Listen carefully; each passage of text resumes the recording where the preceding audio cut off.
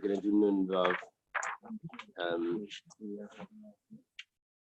Learn Nun Vav from. It's like 8, 56. It's 5 lines from the top. The line starts with Zeis. We started from the word Yam, which is the second word from the end of the line. It goes like this. Dam hayotze mipi ha'ama minolan datar. Blood that comes from male organ. How do we know that it's pure? Okay, what we're talking about here was, we said that urine is tamei. Learned that from a pasuk that says Zeis. The extra word Zeis was including the urine. The pasuk was talking about blood. It was talking about reik, spit. It said Zeis. That was an extra word. And then we said now that why do we need where we ended yesterday was, why do we need a pasuk to tell me that urine is tamei? If spit is tamei, that comes from a pure place, the mouth, and that's tamei. The urine that comes from a place of impurity should for sure be tamei. So we said no, that's not a kal v'chomer because we have blood. That blood comes from a place of impurity and it's still tar. So that ruins the kal v'chomer. Also, Meraglayim, otherwise known as BOK. That's Meraglayim of a zav. Meraglayim of a zav. We're talking about a person that's a zav that has urine. So his mayones are tummy. So what does that include? It includes urine. So we said, why do we need a pasuk to include that? We could have learned it from the kal v'chomer. We said no, it's not a good kal v'chomer because we have one exception to that kal v'chomer, which messes the whole thing up. You see that blood isn't tamei, even though it comes from the place of tamei. The Gemara says now, dam hayotze mipi ha'ama minolan datar. How do you know that the blood that comes from the piyam is actually tar?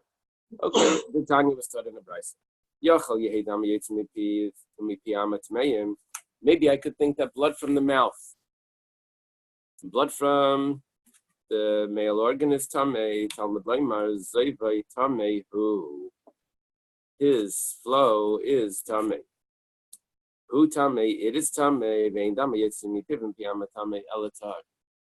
We have an exclusion here. The who, it is, tells me only it and not other things. The Gemara says ve'ipachana. Let's turn it around. Now, when the Gemara does this, what it means is like this. You have one pasuk that gives me an inclusion. It says v'zais, and this is coming to include more than just what it says. Then I have another pasuk that says who.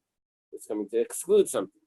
So what did we choose? We chose to include urine, that's tamei, and exclude blood. The Gemara now says ve'ipachana.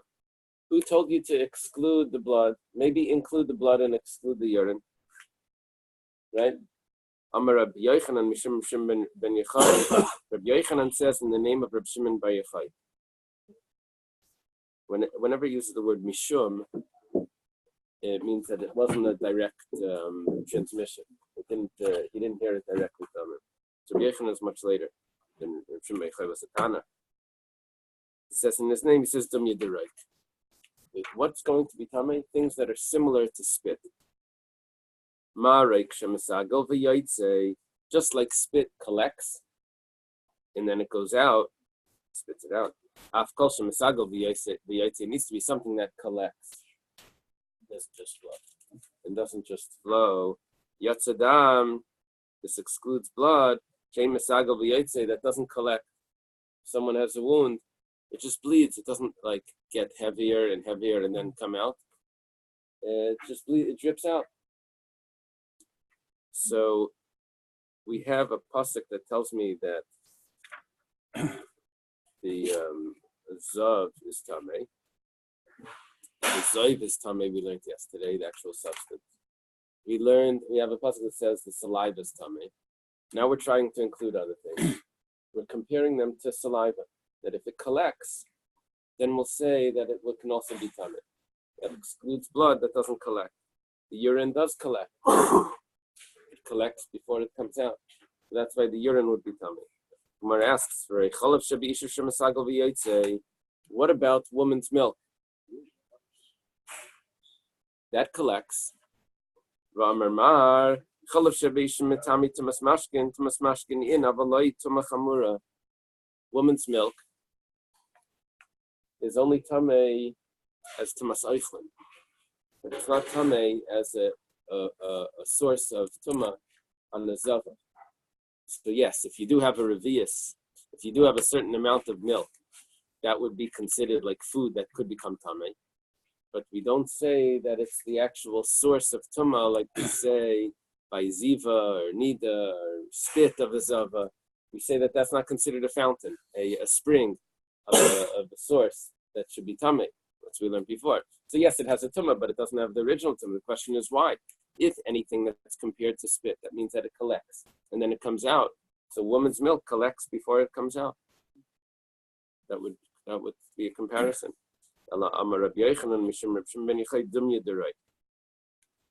We're comparing it to spit.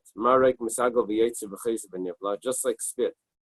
Yes, it collects and it comes out. And if you don't spit it out, it reabsorbs into the body. Also, any of this that will reabsorb into the body. So yatzadam, this excludes blood. Blood would probably reabsorb. But she'ena misagal v'yotzi, but it doesn't collect when it drips out. It just, if there's a cut, it just drips out. Okay. So we have now. What we did was we added criteria here. So that's going to exclude other items. So one criteria is that it needs to collect. That excludes the blood. Yatzah chalav shebeisha will exclude the woman's milk. Yes, it collects before it's taken out, but but it doesn't reabsorb. Okay, now the Gemara says it's very interesting. This whole Gemara compared it to spit, the saliva. We're learning the other fountains from saliva. Why don't we learn it from the zoiv itself? We're learning the saliva of a zoiv that gives up tumah. But what about the substance itself, the emission? That itself we should compare it to that. That does not collect and come out, and it's metame. Afkal. ... It doesn't conclude, but that's the idea. That so everything else, it doesn't need to collect. From the zoiv, you're not going to be able to learn from the substance. This causes the person to become tamei. We're not talking about the substance itself. This has a different category of tumah. We're only learning from secondary sort of tumahs that the substance itself is tamei, but not that it causes the person that had it to be tamei. It's tamei, yes, it will make a person tamei. Yeah, it can make a person tamei. But it doesn't make the person tamei by just being there. It has to actually touch it or lift it. Okay. Bahasheretz. We learned in the Mishnah that a sheretz is tamei, but only if it's wet, not when it's dry. Moist. I should say moist. Amar Rish Lakish. Rish Lakish says, we had today Rabbi Yochanan and name Rishon Bar Yochai so far, twice. Now we have Rish Lakish. Sheretz sheyavish v'shilde kayemes is tamei. A sheretz that dried up, but the spine is intact. It means everything is still in place. It's just dry. Tamei. That's tamei. When asks Banan Tanan, but we learned in the Mishnah metamen lachem ve'im metamen yevesha that it's not tamei. Why are you saying it's tamei if it's dried? The Mishnah says clearly if it's dried, it's tar. Rab Zera lekasha bekulan ha b'miktsas, and it depends. If it's entirely intact, then even if it's dried, you should imagine like in the museums, they dry these things, they put them behind glass. But it's intact. If it's intact, so then it's tamei, miktasan. But if it's not intact, if it's only part of it, so then it's not going to be tamei if it's dry. Titania, as we started in the Brisa. Amar Rabbi Yitzchak Rabbi Bisna, Amar Rabbi Shimon ben Yochai, Rabbi Yitzchak Bari Bisna says the name of Rabbi Shimon ben Yochai. You see here it says Amar Amar. He must have been a Tana. He is a Tana. It says the Tanya. It's taught in the Braisa. But him, the pasuk says, "Eilat meim lachem b'chol shed." These are tummy for you. I'm saying, quoting the pasuk. Kol negei behem b'maisim yitmadar. Anyone that touches from them, touches them, bahem, in them, in the air when they're after they're dead. These shratzim are tummy. So that extra word in them teaches me that you touch the whole thing. Yachal b'kulam, maybe you have to touch the whole thing. Mayhem. I have another pasuk that says only some of them. That pasuk is kol she'yipol of mayhem b'maisim, anything that it falls on it from them. That means from means it's not the whole thing. Bahem means the whole thing. Imehem yachal miktasan. If it's mayhem from them, then I could think even part of the sheretz gives off tumah. Talmud bahem. The pasuk says no, in them means all of it. Well, this is a little confusing. Ha ketzad. How does this work out? Kam belach, kam biyavish. Depends. If it's dry, it needs to be the whole thing. If it's wet, then if it's moist, then even part of it will give off tumah. You like this better than the other one? It's okay.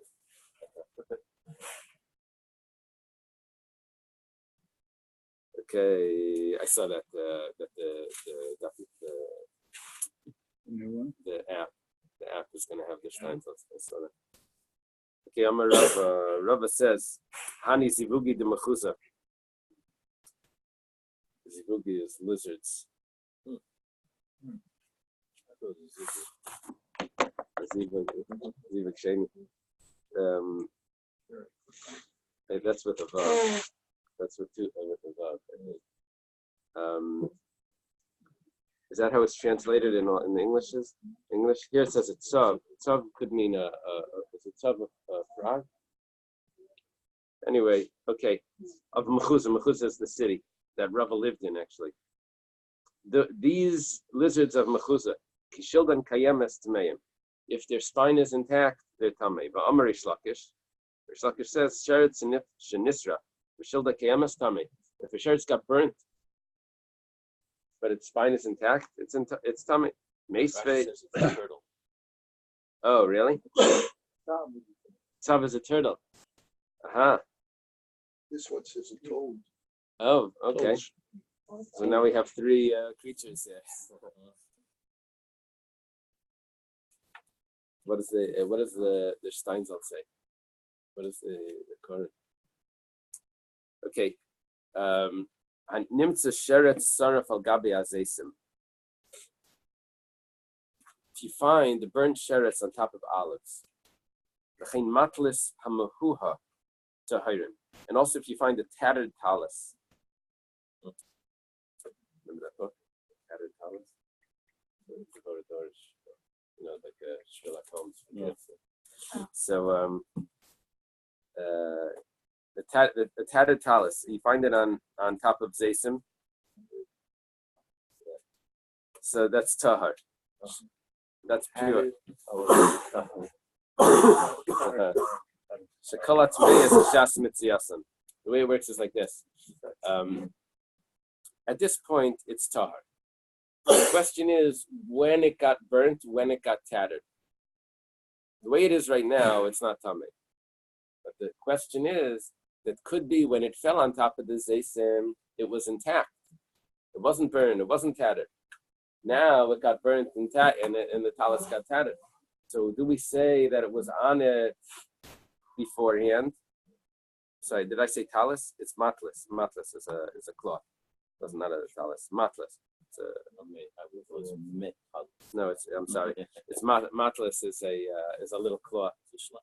Shmata. So, which has a tumah on it, probably a stain or something. So do we say that it fell on it earlier and it got burnt later and tattered later? Or do we say that it fell on it right now and the zaysim aren't coming? So we say the halacha is that it's tahar because as you find it, that's how it is. It's kashas mitzias, and the way you find it. Okay, so 1 second. What that's not our issue is that after it's burnt, we say that it would be tar, and that it is tar because it's burnt. Problem is that we said before, if it's burnt, if it's dried, or if it's intact, it's going to be tamei. Like kasha. It's not a question. And exactly like we said before, here we're talking about that it wasn't intact, so that's why it's going to be tar. The Tanya was taught in the Bais, almost the same Bais with just one variation. Bahem, in them, Yachal B'Kulam, maybe entirely, maybe it needs to be full. The Sheretz, Tamalayim Mehem, that means from them. If something from them falls on it, then it's going to be tahar. From them, it's going to be tamei. Mehem, if it's from them, Yachal Mikzas, maybe even partial. Tamalayim Bahem, no, it needs to be full, intact. Okay, so how do we reconcile this contradiction? Kambasarif, here it's where it's burnt, that's when it needs to be intact. Kambashinasarif, here, when it's not burnt, then it could even be part of it, and it will still give off tumah. Tamen lachen. They give off tumah when they're wet. Now, this is referring to a whole list of things. The zoiv, the spit, the nia, which is like a mucus, the sheretz, the nevela, shechazera, all of these are only tamei if they're moist, not if they're dry. We're just going to go through psukim that's going to prove that each of these things need to be moist in order to give off the tamah. Zav, or it's supposed to be zoiv. Ksiv rar b'sarei. Rar means to run. It runs in his flesh. It means it needs to be a fluid. It needs to be wet. What about his phlegm and saliva, mucus? Ksiv ki yarei kazav. If the zav will spit, ki enright, it needs to be the same as he spits it. It doesn't spit it when it's dry. It spits it when it's wet. So also later on, it needs to be moist. Sheretz b'maisam amarachmana. The pasuk says, "Kol hanegeh behem b'maisam." Anyone that touches them when they're dead, and misa, it has to be similar to its death, which over there it's still moist. Shechva zera, the seed, hariya lazriya, it has to be able to cause conception. It means it has to be wet. Nevela, a carcass of an animal. The ksiv kiyamos can misa says when an animal will die, it's referring to similar to as it died, which is still moist.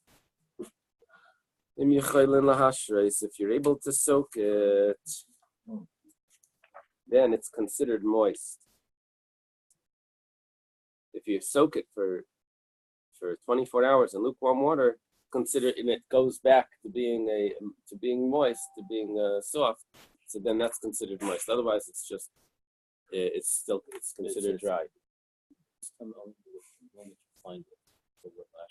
Find it before it was sugar or no, I think it's tummy kishas as you find it, the way it is when you find it. So if you find it when it's dry, now how dry is dry?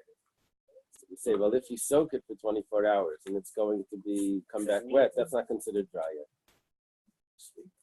But you found it dry, right? You found it dry, but that's not considered dry because it's not so dry that. And what happens if you don't soak it? Well, it's saying that last time I soaked it when it looked like this and it turns wet, so this time it's probably still wet. It's a measurement. It's not saying that you have to actually do it. So, boy, Rabbi Yomi, maybe you have to do it. If you have a shaila, you would have to do it. Rabbi Yomi has a shaila here, the classical Rabbi Yomi. When the Mishnah says you soak it in lukewarm water, doesn't mean for 24 hours. Doesn't mean that all 24 hours it needs to be lukewarm. Or maybe you put it in lukewarm water, but it doesn't matter if during the night the house cools down and it gets cold. It's under lukewarm water. It could reach close to freezing in some places during the night. And is that considered a good test to see if it's going to go back? It wasn't 24 hours in lukewarm water. Tashima.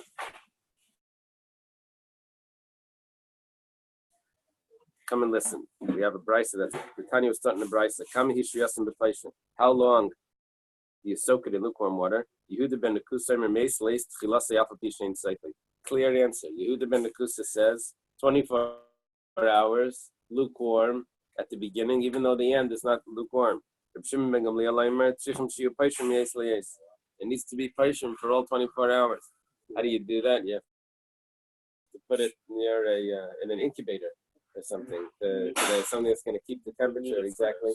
Sorry? Put it near the furnace. Put in there the furnace. Yeah, well, it has to be the right distance. You can keep the temperature. Doing that For a sheretz. Yeah, We're doing that for a sheretz. We're doing that for and for a cloth or spit or a piece of nivela. you have to really care a lot. Here. Rabbi Yomi b'sara meis. Rabbi Yomi says the flesh of a corpse is only tamei if it's moist. It's dry, and then you would soak it, and it won't go back to being moist. It's tahar.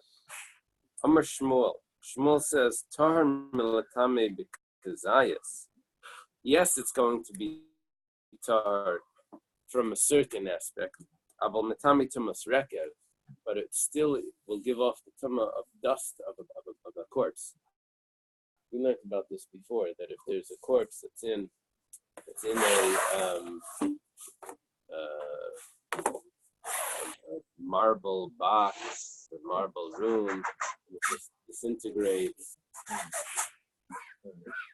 and there was nothing else mixed in, it will be tummy. So Rabbi Yomi would agree that even though it's dry, but if it has malay tarvik, the amount of a spoonful of this dust of a corpse, it would still be tummy.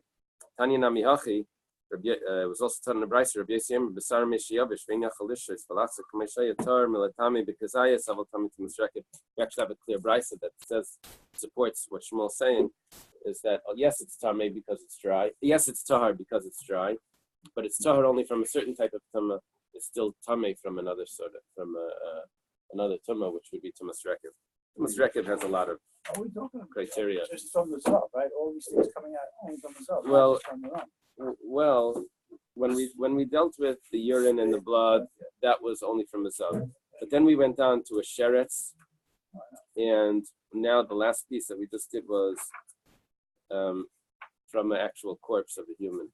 It doesn't have to be a Zav. Yeah, that yes, all of those from a Zav only. What kind of mummy? You know, in these museums they have Right. mummies that in wood. I'm not sure if they're in marble cases. You know, how they display a mummy, Right. They open it up. It's kind of is it dry? Or it's moist.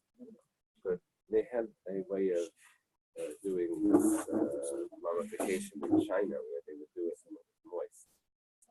The Egyptians that would dry it, it was dry.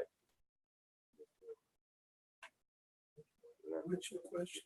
So mummification, if it's considered dry, mostly it's Jewish, but there still is tumas maga, I think, by a non-Jew. Yeah, but you're not touching it. If you would touch it, not tumas oil. There's machlekes if there's tumas oil by a non-Jew. Was it kind of allowed to go into Could be an issue if it would be. That's what he's asking. Train would be allowed to do it. If I'm not mistaken, it's machlekes machaber in the Rama. If tumas oil applies to a non-Jew. I know a kohen. He came home and the maid died on the floor. They went outside the house. Him and his children and everyone. The maid was not Jewish. You may know it is. Yeah, it was like what happened there. Like, you know, it was like how that happened. Anyway, she had some hard issue or something. Okay, so it sounds like a lawsuit. Okay, Mishnah. Asheret shenimtza b'mavoi Mitami lemafreya. Ad shemer bedakti asamavi zevelei b'sheret say just keep it. We actually had this right when we started in Sechta, this Mishnah. If there's a sheretz that's found in an alleyway, and what we're dealing with is that in this alleyway they have produce, grain or whatever. So there's a concern that all the produce became tamei, or produce that was in this alleyway became tamei previously, because we don't know how long ago the sheretz was there. We just found it now. Was it there yesterday when the produce was there? Was it there 2 days ago? We check it. So it says like this. Check them every certain amount of hours.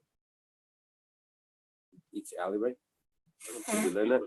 So it said that what the Mishnah says is that it's going to be tamei retroactively until they're able to say that I've examined this mavi or I've swept this mavi. That means that before that, if he says I examined it on Sunday, so all the produce before Sunday is all tar because you examined it wasn't there. And the same as if you say I swept it on Sunday. But from Thursday back till Sunday, all the produce in the interim would be tamei because there was a sheretz that was there.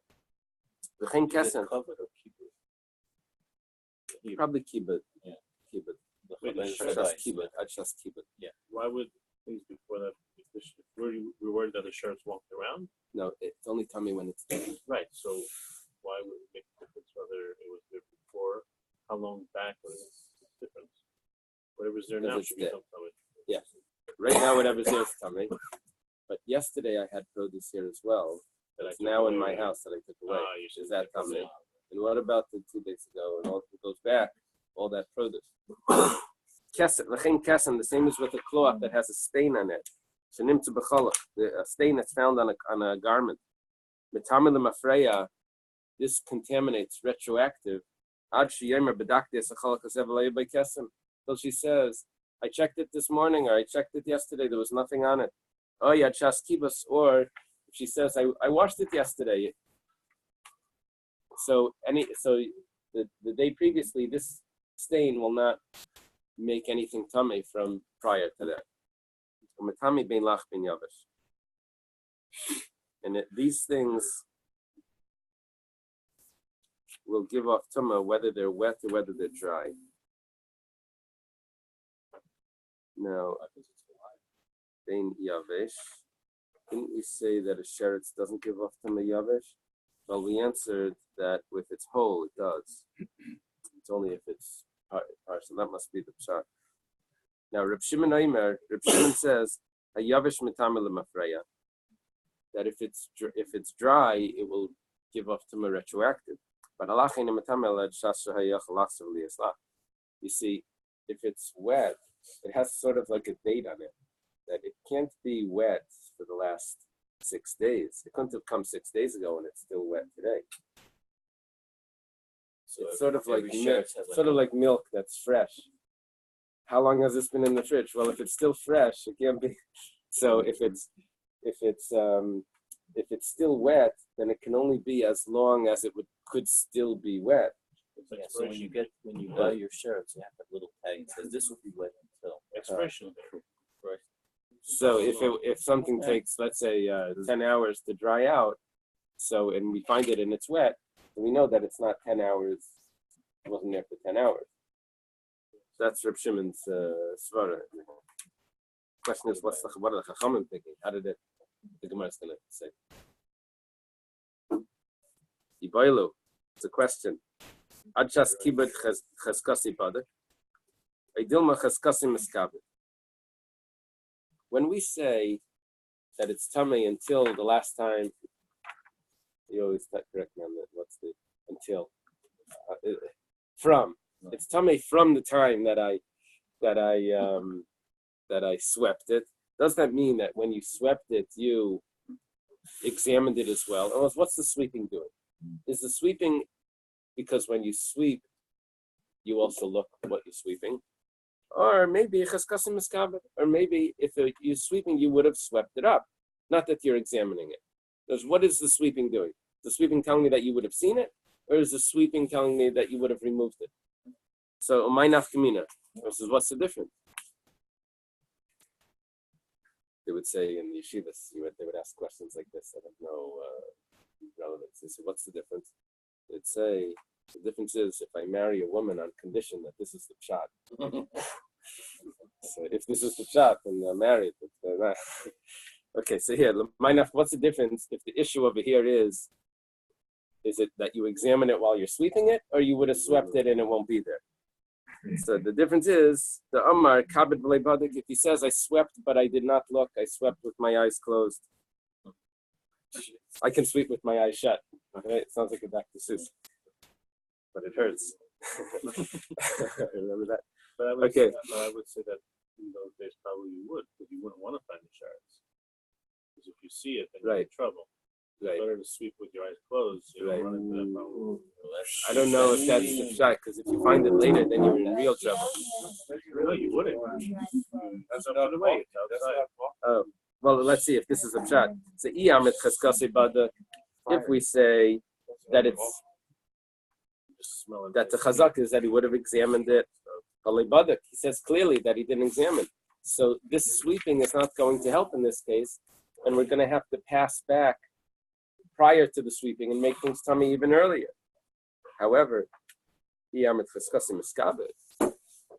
but if we say the presumption is that it would have gotten removed, then hamaskabed, then it got swept up, even if he didn't examine. The Gemara gives another possibility for an afkamina. Inami de shtakach beguma. If he doesn't tell us anything, doesn't say he examined it, he didn't examine it, we know that he swept. So iyamit chaskasi bada. If we say that he would have examined it, so while he's sweeping, he would have seen it. Samanda badak begumanami badak. If he's examining it, then he would have seen it in the crack or in the hole. If you find it in this hole. So but if you say it would have gotten swept, the hole doesn't get swept. The broom goes right over the hole and it still would have been there. So there is enough afkamina here between what the sweeping is accomplishing. Is the sweeping accomplishing that he's examining, or is the sweeping accomplishing that it would have been removed? Reminds me of like the Rebbe's question to the doctor about the taking out of the blood. It says, is the blood coming out because you're pulling it out because of the vacuum, or is the blood coming out because there's a hole and it would have come out if there would be any, when they were taking the withdrawing blood? Remember this? I don't remember but it's sort of like this like minute detail. What was he asking? I don't remember what there was a point. The china kesem, same thing as with the stain. We said that it's tummy until the last time she said, from the time she said that I examined it, or it's tummy from the laundry, when she laundered it. Ibailo has the same question. When we say that it's tummy from the time the last time it was laundered, does that mean that when she laundered it, she would have seen it? Or maybe it would have gotten washed away. What's the difference? She says she put it in the laundry, but she didn't do any checking. She just threw it in without looking at it. So if we say the laundry she would have seen it, she didn't look at it. But if you say that it would have gotten washed, it would have gotten washed. There's a difference between the way the women do the laundry and the men. On Rosh Chodesh, and then they push the button, they don't look. A lot of hard work there. I found the remote control. This. In the laundry? Yes. Oh, boy.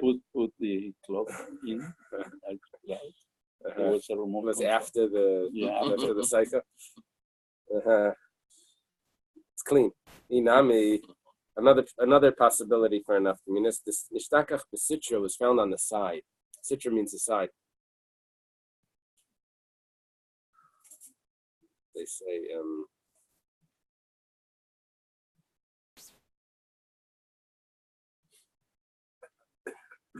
sitra achra, the other side.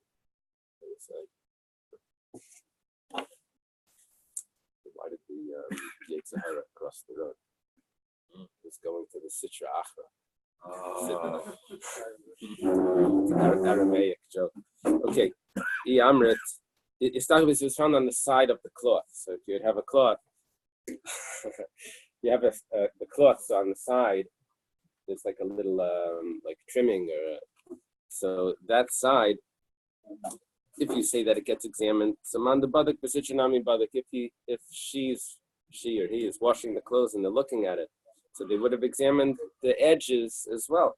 However, but if you say it gets laundered, the edges don't get laundered unless you're careful about that. So, what's the answer to these questions? Tashima, you didn't answer the last one either, right? The Tanya was starting a Bais summer of Meir. Rabbi Meir says, why do we say that a sheretz that's in an alleyway gives off impurity retroactive until he says that I've examined this alleyway and there was no creature from the time of sweeping, because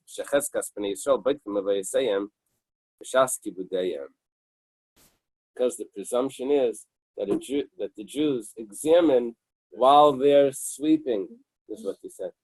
So it's a clear answer that it's the examining, it's not the sweeping. But if you don't examine while you're sweeping, if you sweep with your eyes shut, if you do lemafreya, you're losing out retroactive on tumas that could have been there beforehand, and you're making a tummy.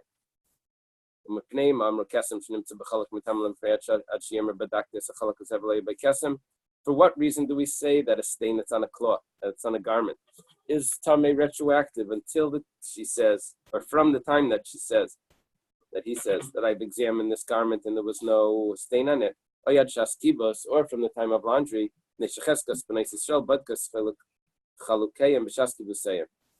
the presumption is that they would examine the clothing while they're doing the laundry.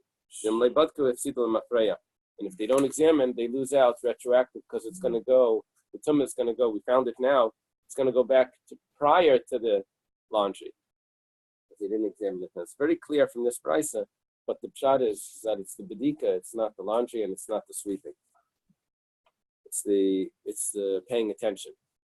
Rav Acha Amar, Rav Acha has an interesting pshat, an interesting solution.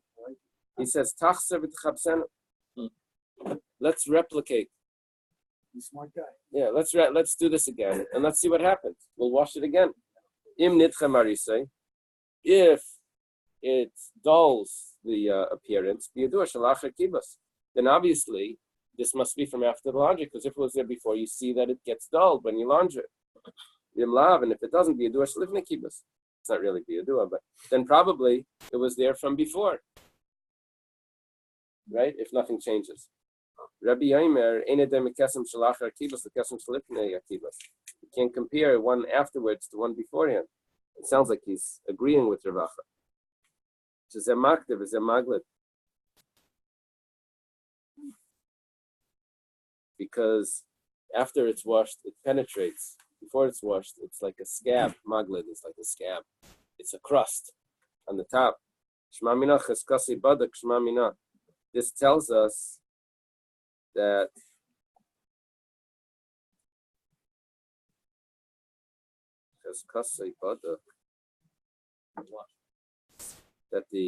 we're concluding now that the point of it is that you examine it when you wash it. That's the idea here. That it's the examining. It's the examining. So they're assuming that women are doing this now. Sure. We actually said clearly. Before laundry machines also. It says the chazak is the girls. It said that clearly. So this was the end of the brisa. We had Reb Meir, we had Rav Acha, and we had Rabbi. Rav Acha is uncommon to be in a brisa. Okay. Now we say umetami bein lach kulu. It gives off tumah whether it's wet Where's our last Mishnah? The sheretz or the kesem gives off tumah whether it's wet, whether it's dry. And then the Mishnah goes on and says, Reb Shimon Omer, that yavish, if it's dry, then it can give off tumah for a long time. But if it's wet, it can only give off tumah till the amount of time that it could have been wet, which is a few hours. It can't be more than that, or else it would have dried up. Now, when the Mishnah quotes, when the Gemara quotes the Mishnah, it puts it in like it within between two colons. That's how it quotes it. And sometimes it says v'chulu, etc. Now you have to always look it up because sometimes the main point is that v'chulu, and then so here, then you're in good shape.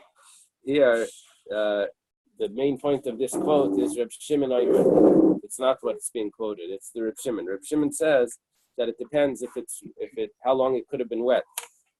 Amar Rabbi Lazar. Rabbi Lazar, this is the Amira. Leishanu Lazar ben Pedas. Leishanu el sheretz. Aval kesem lach nami metam lemafreya. Reb Shimon was only referring to the sheretz, not to the kesem, because the kesem will also, the stain will become retroactive. We could say that maybe it was wet, it was dry, but water fell on it, so it gets wet. A cloth that's wet, you can't tell if it's wet because of the stain or wet from the water. It's a wet cloth. Sheretz nami emer yavashay mayin afala. What about this? The sheretz, the creature that maybe water fell on it and made it moist again. So it says no. If that would be the case, that would crumble. Something that's totally dry that gets wet, that would crumble, but on the cloth it can get wet and it will be moist, and it could be that it was. Okay. It says kolak samim aboymi rekem. Rekem is a place. Any stain, any cloth that comes from rekem, so tahir, it's tar. Now rekem is a place that's mostly non-Jews, and therefore the stain of a non-Jew is tar. It's only Nidda is only for Jewish women. Rabbi Yehuda metame. Rabbi Yehuda says that it's tamei neshem gerim v'tayim. He holds that they are converts and they make a mistake. What's their mistake? That they don't hide their cloths that have stains on them. It's supposed to be that if there's a cloth with a stain, you launder it, or you have to teifel it, probably have to put it in the mikveh, but you don't let it float around because it could cause contamination. Menas Yisrael would not do that. A Jewish woman would not let it float around. They would be careful not to let it. Right. This would be trauma. There's so much trauma involved with this stuff. Yeah, trauma is a modern term. Those days they didn't have this concept. Right. It was just it affects differently. But the way the doctors dispose of hazardous waste, they're much more careful. They know how it works, infection and this and that. Everything is gloves and the thing and all of that. And in the house, it's not. So here we're saying that the Bais Yisrael, they knew how to take care of the tumah. They would make sure that it didn't get float around these things and it kept somewhere. If it comes from amongst non-Jews, it's tahar because it doesn't contaminate. If it comes from amongst Jews or from Kutim, these are the Samaritans. The Meir says it's tamei, and the Chacham say it's tar. Because the Kutim are not suspected that they would allow these cloths to go floating around. We're going to see a little bit more about this, but let's go further. Kapasik Vitani was taught afilu mitarmud, even from a place called Tarmud, that it would be tahar because they're non-Jews. Rabbi Yochanan says from this it's clear that you can accept gerim from that place of Tarmud. Eily, is it really so? Just because you'll see in a second. There's a problem. Is it really so? Rabbi Yochanan v'Savya, Rabbi Yochanan and the elders. Savya, there's like Sava. The Amri Tarvayu, they say. Tarvayu sounds like it's a person. I thought it was elders. Okay. Ein makablan gerim mitarmud. They say that you can't accept them. Why? You can't accept converts from Talmud. Rabbi Yochanan was of the opinion that a non-Jew that lives with a Jewish woman, the child is considered a mamzer. We don't hold like that. We hold the child is a regular Jew. Apostle Kahuna. I don't remember. But a regular Jew that can marry anyone. Now, if it's a girl, she can marry a guy. It's a girl. I have to look that up though. But Because the mother is Jewish and the mother's Jewish, the father's not. Rabbi Yochanan held that that's considered a mamzer and can't marry into the congregation. That was his opinion. Now, if that's the case, then this place, Talmud, had mixed marriages like that. That would cause a problem with the children coming into the community and marrying in. So here it says that, they're clearly non-Jewish. 1 second. It's not so clear. Could be that they are Jewish and there's a problem here. And we can't be accepting them. When Rabbi Yochanan says, this tells me that I can accept Gerim from Talmud, maybe he's saying that this tells it to me, but I don't hold of that. They say it. I didn't say that I hold that. Rabbi Yochanan says Allah is like the Stam Mishnah, which would include that statement as well. It says, it's two opinions according to Rabbi Yochanan. Let me finish till the next Mishnah. We'll do this quickly. Mibein Yisrael. If it comes from amongst Jewish people, Rabbanan, what do the Rabbanan hold? They say that it's tar. Idi Yisrael mitare. If it comes from amongst Jews, the man metame. So who is tame? It says if it comes from Jews or from Kutim, the Chacham say it's tar. Gemara says no. The Mishnah is missing words. We have to add in words, or else it doesn't make sense. It says Mibein Yisrael tame. Period. If it comes from amongst Jews, the cloth, then that cloth is tame because Jewish women's blood is tame. Mibein Akutim, if it comes from the Samaritans, so Rabbi Meir says it's tame because the Kutim Geri Emes and Rabbi Meir held that they were real converts, the Samaritans. It's machlaikas. Kamim Metarim, the Kutim Geri Arayas, and Chum say it's tahar because they held that the Samaritans were not good converts. They converted because of the lions that were eating them. They didn't really accept the Torah. If that's the case, why did the Chachamim say because? If it was because they're not suspected to let their cloths float around, there's a much bigger reason, because they're not Jewish. It should have said because they're converts of lions. No, it means like this. If it comes from amongst Jews and Kutim, it's Tameh.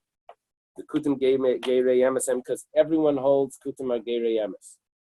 And in Tzarim by Yisrael, if it's found in the Jewish cities, it's Tar. Because the Jews definitely would hide it. So who is this? It must be from the non-Jews. And in Tzarim by Kutim, if it's found in the cities of the Kutim, Rameir Matami Dinechshal Kismeyam. Rameir says that it's Tameh because the Kutim allow their cloths to float around and they're considered Jewish and they're not careful with this area. The Chum say that it's tar because they're not suspected and they are careful with it. Taisus asks that Ksamim is only the Rabbanan and the Kutim didn't keep the Rabbanan. He answers that they felt the Kutim thought that Ksamim are Deraisa. We hold it's the Rabbanan, so they were strict about it. And it's a machlekes the Chum and Rameir if they would let it float around.